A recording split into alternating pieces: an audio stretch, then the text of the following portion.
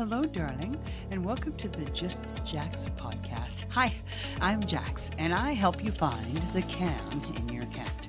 When we challenge our cats, miracles happen, because when I challenge mine of I can't draw, I can't paint, and I can't color, imagine my surprise when I discovered what I can do is create a 21-foot garden mural that was recently featured not once but twice on the front page of our local newspaper. Next up, I challenge the I'm no author, no artist, and no cursive writing specialist, but what I can do is self-publish 3 books for my kick-ass cursive writing curriculum, Crack the Cursive Code.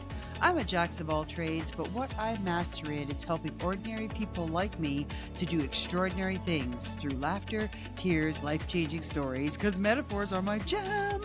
Together we can find the can in your can'ts, the do's in your don'ts, and the wills in your won'ts. I'm so excited for you. Let's go. Well, hello, my darlings, and welcome back to the Just Jax podcast. Man, this has been a week. This episode is about the way support snuck in through a grumpy cat, a friend with stuffing, and a very hard conversation with my husband.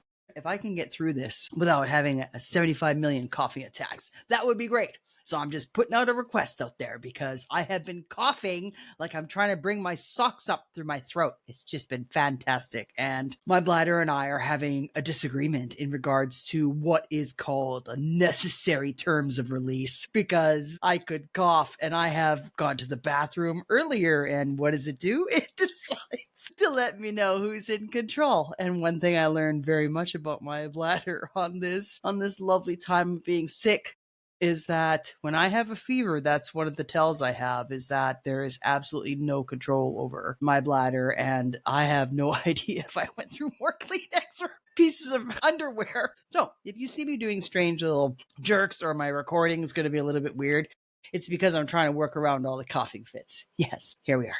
What happened this week was Thanksgiving. And it's very interesting because November was always a very relatively boring month for me when I was growing up, because growing up Canadian, the only holiday that you have in November is Remembrance Day, which is such a solemn, heavy day. And yes, some of us got it off from work and some of us didn't. And it was one of the perks of being Canadian, having an extra paid holiday in that month. But it took a little bit of adjustment to get used to having Thanksgiving after Halloween and having 3 solid months of celebration, because in Canada we have Thanksgiving on the second Monday of October, and then there's Halloween, and then there's crickets until Christmas, which gives you some time to get ready for Christmas, whereas the Americans have quite the experience of Thanksgiving, and then it's less than a month and it's Christmas. So it's kind of bang bang. This Thanksgiving was very giving, and in many different ways and in unexpected ways. And we're going to talk about unexpected gifts this podcast, because I think it can be so easy to focus on the not, on what is missing, on what lack, on what is needed, what is wanted, what is desired, what thinks makes us happy, what will solve the problem, all those types of things. And what we can tend to overlook are the small little daily gifts that we are given to remind ourselves that we are supported. And as you saw in the video, my cat just decided to bring her baby in and is screaming her head off. So I'll just take a second and give her her treat, because otherwise she won't stop screaming. Here, I was just talking about giving. And my cat is here to give me a gift of a dead mouse. Thank you very much. As well as I can give her a gift back for some work. Now, what she'll do here is that she will take the mouse, pick it up, walk one step, drop it, and ask for more treats, because literally she did something. Very resourceful little beast. Okay, as I'm cutting up the cat treat, because it's getting to the end of it and it's dry. Here, baby. There she goes. Job well done. And thank you for my cat for bringing me a segue, because I'm going to give you a story of one of my cats and how he is now the Thanksgiving cat. And no one is more surprised at this than I am, actually, because I never expected a cat to be the one that showed me how I was taken care of and cared for. When we first moved to this house, I knew that I wanted to have cats, and my husband had 8 cats at one time. That's one of the largest amounts of cats he's had in his lifetime. And I've only had two at once, but I had them two with kids. And I thought, well, I would just wanted a house of cats where they were just super happy. And I just loved the idea of being surrounded by cats. And we went to this shelter and we found two of them. One I picked and one my husband picked. And the only reason he picked him is because he was told he was a dog cat. And a dog cat means that they're more like a dog than a cat. They're more affectionate. They like to play. They like to do things. What did I tell you? She just picked it up and put it down. No, you don't. You got to work for it. There. I threw it. So now she has to go get it there. As you can see on the video, she's going to get it. I had no interest in him whatsoever. None. He was not on my radar. I never interacted with him. I had nothing. His name was Carson. He was at that time, they guessed him to be about 5 years old. He lived with a couple for 5 years, and they decided to become missionaries and travel all over the world, and they couldn't bring a cat. So my husband decides that this is going to be his cat. This is the one he wants. This is who he wants to bring home. He's always liked the dog cat, and this cat was big. He was big. And since the shelter had 100% guarantee, the missionaries could give the cat back to the shelter to be adopted. We have no idea how long he was in the shelter for. I don't remember all of those details, but he was living in a room with about 6 other cats. And the little one that I picked, I was very excited with. And then we brought him home. And he turned out to be such a lover. He loves to headbutt. He really loves to headbutt and rub and do all this kind of stuff, to the point where he will actually bonk you. And you hear the thud every time he does it. And he would sit on my lap, and he did all of these really cool things for a month, because we then went and got 2 more cats from the same room. They were all room buddies. And I was under the impression that once the 4 of them lived in a house together in a room where they were all loved and cared for and all these things, that they would be like, this is Club Meow. I'm just so excited. I get to do what I want. I've got 1,600 square feet of pure joy, bliss, and happiness. But oh no, that's not what happened. One of the females started stalking and attacking the other one. And so I never realized, amongst all of that time and the acquisition of the one that was just crying right now, that Boo withdrew completely. And that's what his name is. His name is Boo. I called him Boo. It was short for Buddha, because when he sat down, his belly went over his feet, and he just sat there in this pool of belly. So I thought he would be a Boo belly.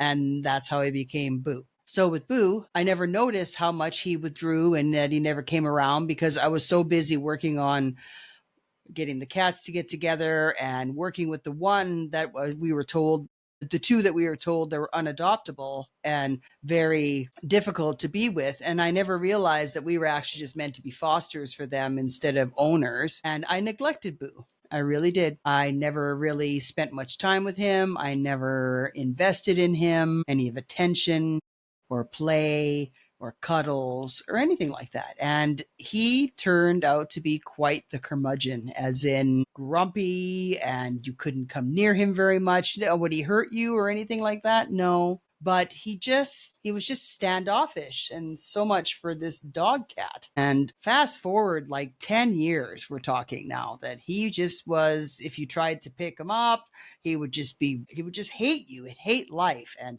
if you pet him or got too close to his face, he would hiss at you and stuff. We did find out that at the beginning that had to do with some dental issues that he had, and we got that fixed, and that's great. But I thought that, once the teeth are fixed, he's going to be fantastic. No, still a grump. And my husband made it, and all those 10 years, my husband has been riding his ass to just live a little and relax and show some joy and affection and stuff like that. And little did I know that this cat and my husband are on paths simultaneously and how they're living their life. And I had to have a conversation with my husband that I'm tired of him being a grumpy old man, and that if you had a choice in life to be anything, why would you choose to be grumpy? Because if you sit back and look at his life, I'm having a hard time understanding what is so bad, considering that I'm supposed to be fucking fabulous, right? But I was shown something very interesting with my cat with this last Thanksgiving because, whoo, man, I haven't been this sick. I can't remember being this sick in a long time. And my sickness is a little bit weird because most people just get sick. Well, what I do is that I am a virus meter, is what I would say. And I carry viruses and I give an indication of how strong the virus is by how it impacts me. I sometimes can have a very light fever, or I sometimes can get sniffles or an occasional cough or something like that. But this one was very different. It came on very different. It came on with a cough, and I very rarely cough. And so it came on with a cough Saturday night, and Sunday morning, I was supposed to do my podcast. And in the beginning, when I started doing my podcast, I would do my recording on Saturday morning. That way, if anything went wrong, I had all day Sunday to re-record and do the editing and any kind of marketing or anything that I have to do. I then got to the point where I would leave it and leave it and leave it. And I figured, well, I just told myself that I didn't feel the same and I needed to, I wasn't feeling it and I was going to re-record it anyway, and all this justification. Well, holy shit, did it bite me in the ass because, pardon me, it bit me in the ass because my God, Sunday morning when I woke up, I haven't felt that way in a long time. I had a high fever, couldn't keep any water down. And it wasn't that I felt nauseous either. It was just, you need to go and empty your body now. And I'm like, but there's nothing to empty. I'm only drinking water. Didn't matter. You're going to go and your body's going to do what it can in the front and in the back to get rid of whatever is inside of you. And I'm like, but there's nothing there because I had lunch on Saturday and never ate anything again because as soon as it started, I stopped eating. Eating is the last thing I want to do when I'm feeling under the weather. So Sunday was rough. It was bad enough that my husband thought that he was going to have to take me to the hospital because I was sitting there and I was sleeping nonstop. And if I was sleeping, I was doing a weird breathing pattern and I was doing some strange moaning in my sleep. And he was really beside himself, very beside himself. I noticed something strange happening with my cat right around that time. Now that I'm working from home, he's around me all day now, and he has never been around me all day because I used to always work. And depending on where I worked, there was an added commute or whatever. And again, he's kind of been out of my radar in regards to being my pet at all.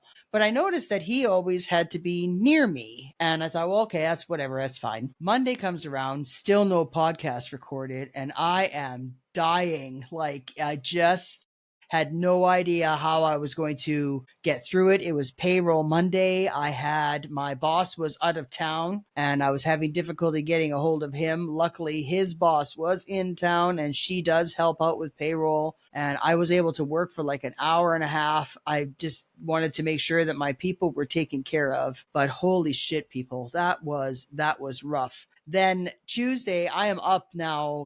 I slept all day Sunday. I have never slept a day. I would wake up, I'd look for about 5 minutes, 10 minutes, and I'd pass right out again. I'd wake up, go throw up, come back, pass out. Wake up, go to the bathroom, maybe or not do a double dip where you have to throw up and go to the bathroom at the same time.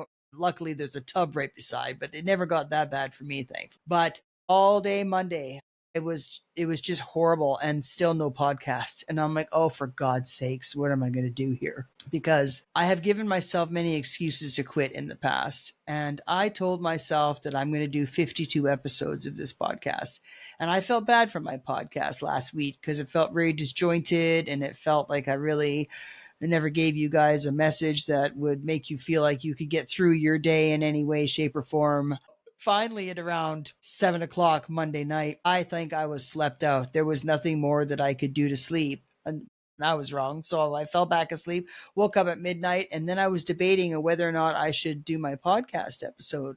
And I was already way behind schedule because I usually have marketing on Sunday. I'll have marketing on Monday, and then I release my podcast at 12:45 a.m. because that's what time I was born. So I thought, well, why not just have a little re-entrance of Jax on Tuesday mornings at the time you were born? Although I'm a Friday baby, I release my podcasts on Tuesday. And the reason I did that is that my podcasts are meant to be a companion if you really want a different perspective or you're really sitting about something that you're you're a little unsettled with, this could help you. And as the week has progressed, as the week has developed, Wednesday, Thursday, Friday, as soon as you hit Wednesday, you're already looking to the weekend because it's hump day and hump day. And you are on your way to the weekend, and it's like on the slope down. Thursday is so close to Friday. It has ladies' night. It has all these different things. It has great night television. And then voila, it's Friday and it's the weekend, Saturday, Sunday. And then Sunday, it starts to hit. Sunday, it starts to hit that life goes back to the suck factor that you were trying to avoid with the weekend. Or you were never allowed to get whatever you needed to feel accomplished during that time. And then Sunday, realisms hit, where you have to go back to the job that you hate, or the problems that were there, or the daycare issues, or the school issues, or whatever they are that handle Monday to Friday. Your reprieve is almost over. And I thought, well, that would be the first time that I would put my marketing out so that I could help people if they wanted to, and give them an opportunity to listen to something that'll make them laugh and think, and maybe give them an idea how to handle the problem that they have. And so then I did Sunday night because that's when the crunch starts. And then Monday afternoon, because Mondays sucks sometimes. Although it used to be my favorite day of the week when I was in Calgary, and I'll explain that another time. But Mondays, I figured that most times is pretty tough emotionally and mentally for a lot of people. So I put a second marketing on Monday, and then I would drop the podcast on Tuesday, because Tuesday is a low point, because sure, it's over Monday, but you still have 3 whole days yet. So it's, for me, I have a mental mindset that as soon as I get halfway over something, that it's done. It's easy. It's the drag up to the half. And then once it gets a half, you get the momentum of all the work you did to get up to the half. And then that work just pushes you through to the end, I feel. And so any game or any project or anything that I'm working on that I get over half, then I'm just in a fantastic space, because then I'm like, woohoo, I've got this. It's the I got this part of the process. Well, none of that happened. None of my marketing happened on Sunday. How could I do market? I had no podcast. There was no marketing on Monday, same thing. And then Tuesday morning at 2:30 in the morning, I got up and recorded the podcast, and I felt like absolute dog shit doing it. But I knew that my little girl inside, as well as my future self, needed to have me record an episode. And it also helped me realize that if I would have recorded my episode on Saturday morning like I used to in the past, then I could have easily done the marketing on Sunday, Monday, Tuesday, and done some editing when I was sick Sunday. That would have been a lot easier to do instead of having to do it all on Tuesday. And I never set myself up for success like that. Instead, I did the exact opposite, and I fell back into an old pattern. Well, you know what? I'll just leave it to the last minute because, I work really great under stress. Why am I doing that to myself? That is ridiculous. That is a program that really needs to be tweaked, because it's an exceptional skill to have. Like, I love the fact that I could kick ass and take names when it's necessary. That part just makes my heart feel great, and I love that person. But you know what? She could be on special invitation only, and extend and set her up for success, that when she's there, it's because she needs to be there, not because I place myself there out of laziness or procrastination or whatever I want to put for the reason that's there. So that is why this morning, it is Saturday morning, and I am recording my podcast, because I could have easily, if I thought of something else that I wanted to do on the Sunday, I could have a backup podcast recorded. Oh my God, what a concept. That would be just great. So this is my week to go back to adopt the fact that I'm going to do my best to record on Saturday. And then if I have the time to do the editing and stuff like that today, that'd be great. So needless to say, I'm quite proud of myself this morning, because I still feel like shit. My appetite is a little bit back, but my appetite isn't back, which I guess I should be very careful. This is a wish granted, because didn't I want to start having smaller portion controls? Didn't I want to start eating better? Didn't I want to start doing what was right to maybe lose some weight or whatever? Did I say that I wanted sickness to be that? No. But I can still look that this is exactly it, checked off all the boxes that I wanted. So sometimes when something is going sideways in your life, be very careful, because it actually is answering and granting wishes from you, for you. because you have asked for aspects of this in some way, shape, or form. If you were asking for a change, well, this is where the problem comes in, because sometimes the areas that you think you need to change are ones that you're deciding to change on because you think it'd be easier than the big change. And then all of a sudden, something in your life happens that totally sideswipes you and realize that it is the change. What this sickness really showed me is that I have support in places that I was unexpected, and that my misery could bring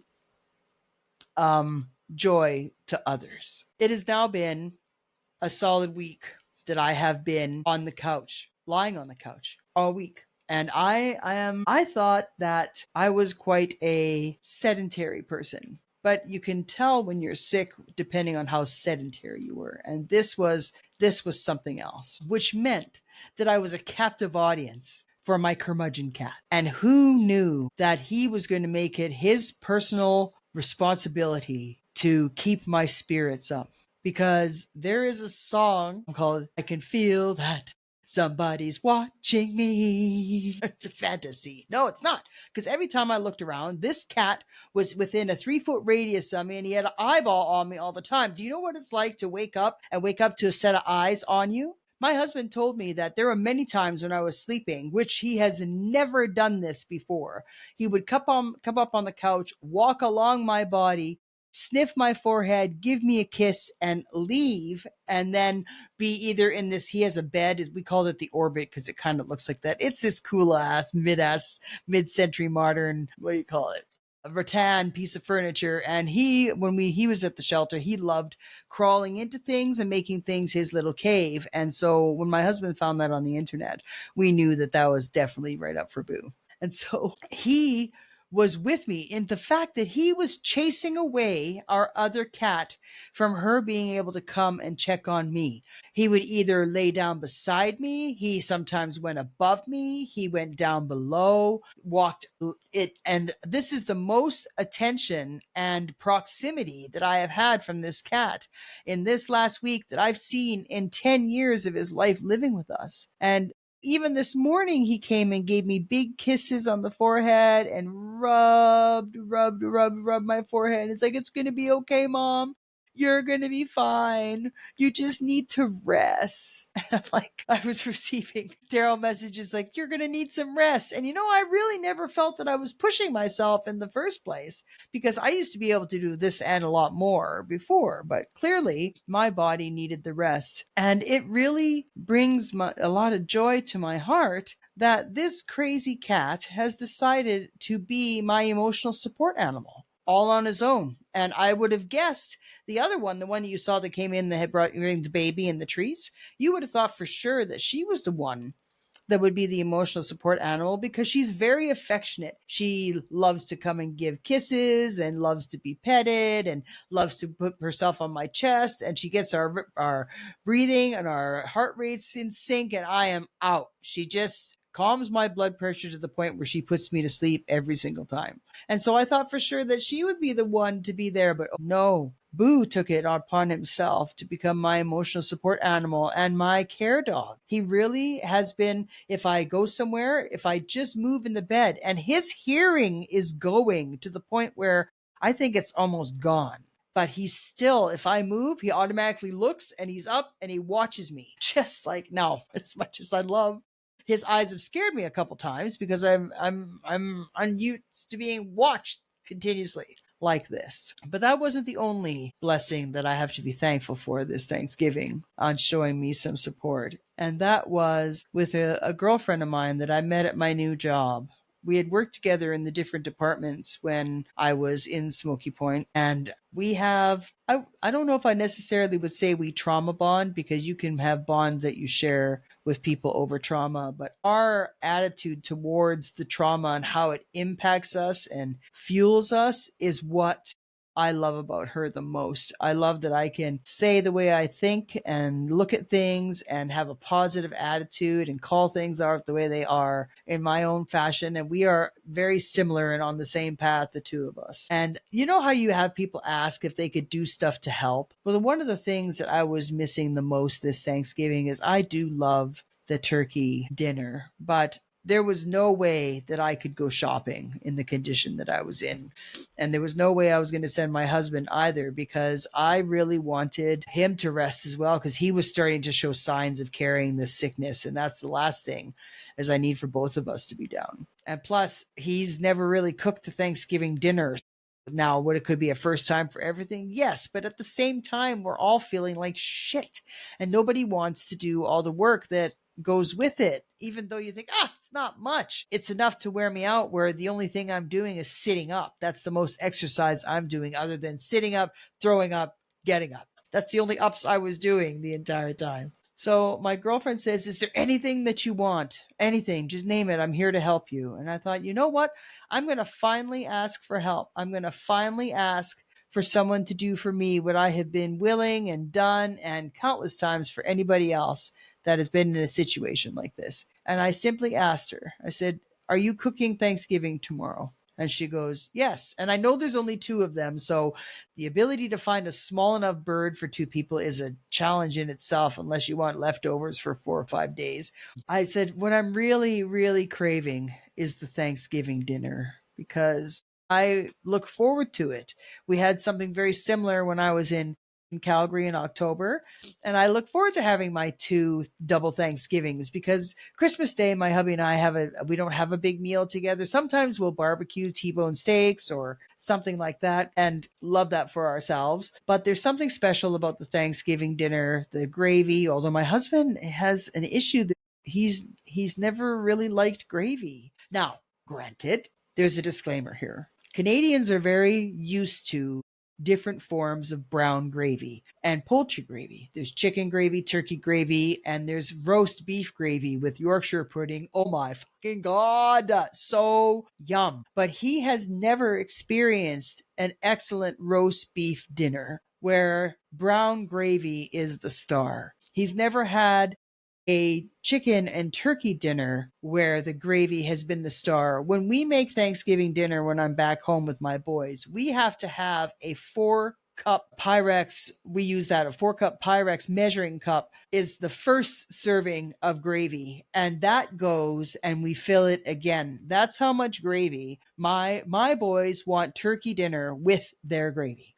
Gravy is everything. Now, granted, my mom is a good gravy maker, and I've been really good at making gravy as well. We've had gravy has been the cause of disasters because my mom is aging. Let's just put it that way. And so gravy has become a fiasco a couple times, but luckily it's pretty easy to fix and do and stuff, and has ended up making too much gravy, which is almost impossible. But 2 liters of gravy, or 2.5 liters of gravy, is a lot of gravy. But yet, did it go bad? No, because my boys will just inhale this stuff. So the only criteria that I had for her is that I need to have stovetop stuffing. And like I did say in my last podcast, I have some sensitivities to very flavorful aromatic herbs of rosemary, sage, thyme, oregano, and all those are in poultry seasoning and in stuffing. And I am very sensitive to stuffing and those seasonings. So stovetop is my favorite, and I absolutely feel completely blessed whenever we have stovetop stuffing. And luckily, she was already planning on making stovetop, so I was very excited. On Thursday, I can tell when I'm not feeling well, because I have never laid on the couch all day. Now, granted, I got to watch the Hallmark Christmas movies, which are some of my favorites, although they're starting to become the Hallmark hoes. And I'm just like, how can you fall in love that many fucking times? Well, though I've been married 4 times. Yes, but this is like within a very quick turnover here, and you're supposed to have that lifetime love bullshit. That's what this is supposed to be. So the first couple times of watching the woman do it, I'm okay with that. But then it feels like she's becoming a hoe. A Hallmark hoe. So my goal is to find Hallmark movies or Christmas movies that have, one, a really good story, and I recommend one to you. It's called November Christmas. Unfortunately, my Canadian families, my mom looked it up and you can't see it up there. I guess we have a different programming. I thought Hallmark was Hallmark because they have a Hallmark stations up there as well. But I guess it's different programming.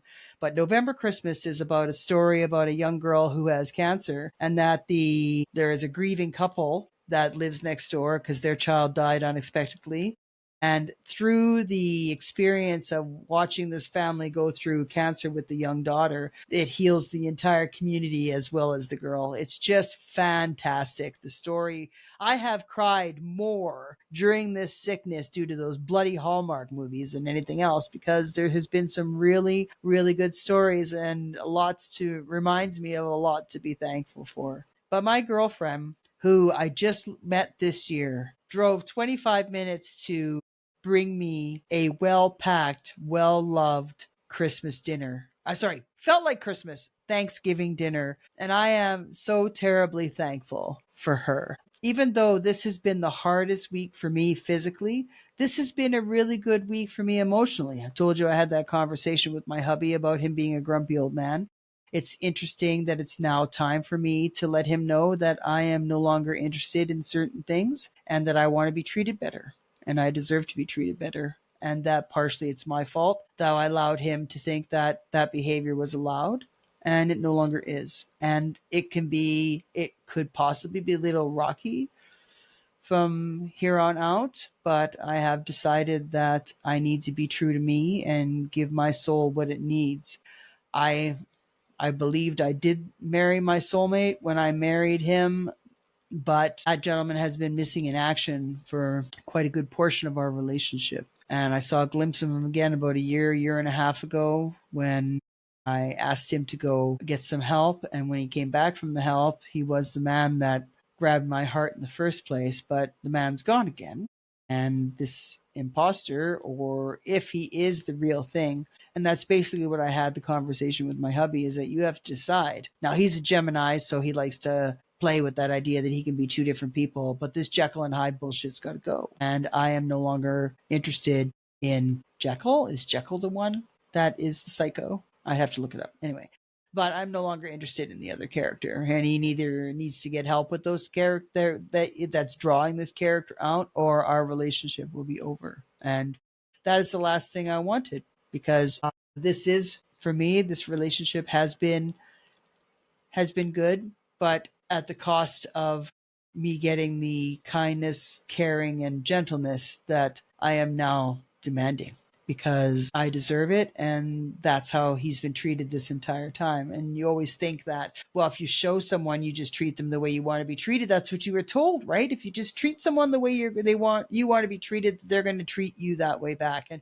no, it's far from the case. And so it is now, and he told me many, many times to just take a newspaper and whack him over the nose with what needs to be done. And I did, and that went poorly. I had to get quite emotional about that. Am I feeling still resolved about it? I'd say maybe 40% of it, which is better than zero before, but still. And I'm now demanding that I want to be taken care of and treated gently and respectfully and cherished. That's what I want. And if he loves me as much as he says he does, then he will need to figure out how to communicate that with me. He did that yesterday when he went grocery shopping. Now, he forgot to take his phone with him. And that's a bone of contention for both of us, because if I need you in any way, you're unattainable, unreachable, and it's unacceptable, is what it is, especially if I'm homesick. Why would you leave your phone at home? Okay. So I was craving pomegranates. I'm unsure if that's because of the high vitamin C content or whatever it is, but I just sent a message. I need pomegranates. And you know what? Without me telling my husband, he brought me 2 pomegranates home, which I inhaled one yesterday, and I might even have one right after my podcast because I love them so much. And he did that. And so I'm very thankful that he's willing to do stuff, but I need love to be shown into me in different ways now. I need to know that it's okay and safe to be around him emotionally and mentally, because I'm tired of him defending himself against me all the time. And I finally said, if I am this great, fantastic person that you say I am, then why are you protecting yourself from me? Because all you're doing is proving that the lies and everything that my mom said or anything, or all those horrible things that people said about me, is true, because you're acting like they accused me that it's true. You're treating me like those people. So I either am this fantastic person, and I am a fantastic person. I either am a fantastic person or I'm not. And your behavior is showing me that I'm not. So, and I want to be around someone who thinks that I'm a fantastic person. And it's been a very sobering conversation. And I am really taking my human design in account here, where I'm just riding the entire emotional wave of this and taking my time with it, because this will be a decision. Like, there is no going back for this decision if I decide that I'm going to leave. Although I always joked that I'm like Liz Taylor. She's been married 7 times, and this is my 4th time, and I could always marry this guy again. And you know what? If he became the man that I met at the workshop, then you know what? Maybe I could see myself, if I met that man that I met again, I could see myself remarrying.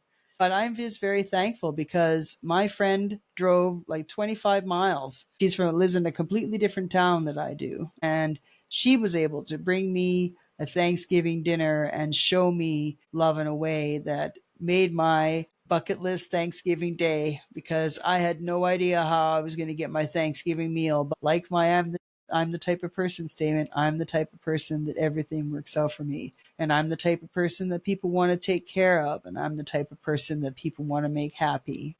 And I'm the type of person that can ask for what I want, because I asked her if she was cooking, if she would mind bringing me dinner. And she had absolutely no problem with that. And that was a twofold learning, that I also need to ask. And that's also what I'm doing for my hubby. My silence cost me, because my silence made it that it was okay. And that's where I made the mistake. I should have been more vocal. I should have said how I felt and just been more, done more. And I apologized to him for that. And I said, well, I am no longer going to be silent, and I'm going to tell you what I want. And so it has been interesting, and we'll see how it goes from here. But I'm really thankful for you, because even though I felt horrible about my last podcast, there were still some of you that downloaded it and supported me through that. And between my cat, my friend, and my audience here, I felt a lot of love this Thanksgiving and this week, where I was really down in the dumps. And I want to just say thank you. I want to say thank you for being there for me, for understanding, and just for loving me through this. So we have come to the end of the podcast.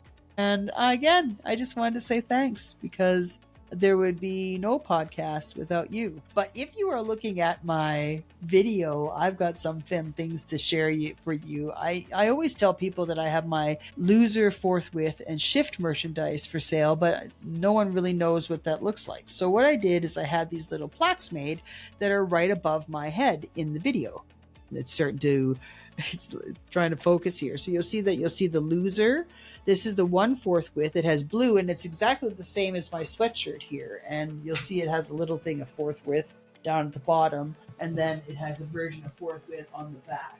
But that is my favorite part of 4th width there, with the blue, like the Blues Bloods blue. And then there's the shift. So now whenever I say it, I can point to the little parade that I have at the top of what those 4 t-shirt designs look like. And someone bought one of my 4th width t-shirts, and I'm very excited about that too, because I had one hell of a time finding a 4th width gift for my hubby. We were watching the entire Blue Blood series, absolutely loved it, joked around about how there was a 4th width being said. We were starting to almost count them to see how many episodes there were, and there was no such thing as a 4th width t-shirt. So what I did is I thought, you know what, I'm going to create one.